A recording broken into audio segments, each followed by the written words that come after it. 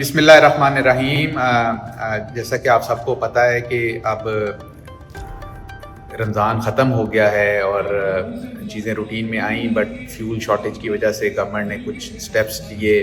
اس میں کچھ اسکولس کو، ایجوکیشنل انسٹیٹیوشنس کو بند کیا گیا، آفس کے جو ورکنگ ڈیز تھے ان کو ریسٹرکٹ کیا گیا.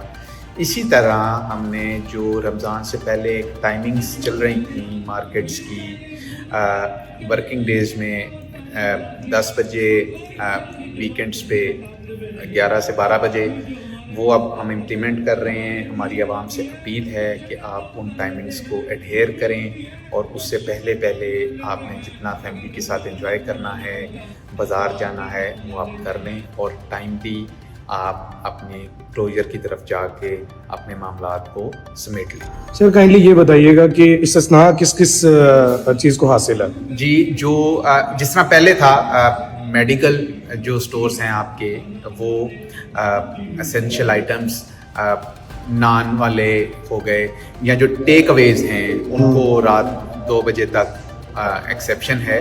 باقی جو ہیلتھ سے ریلیٹڈ کوئی اسینشیل سروسز ہیں ان کو ایکسیپشن ہے، پیٹرول پمپس کو ایکسیپشن ہے، اور باقی جو ادر جو سٹورز ہیں یا جو ہوٹلز ہیں، ریسٹورنٹس ہیں، وہ کلوز ہیں. سر جو ویکینڈ پر فوڈ آئٹمز والی جگہیں ہیں جیسے ریسٹورنٹس ہیں یا پھر کافی شاپس ہیں، ان کے لیے کوئی اسپیشل ان کو تھوڑا سا ایک مارجن ایکسٹرا ہے، 1 گھنٹے کا ایکسٹرا مارجن ہے، تو وہ ہم 12 بجے تک الاؤ کرتے ہیں. اچھا، اس کے علاوہ ایک اور چیز بتا دیجیے گا کہ جو لوگ اس رول کو فالو نہیں کرتے ان کے لیے کیا سزا ہو سکتی ہے، کیا ان کے لیے پنشمنٹ وغیرہ؟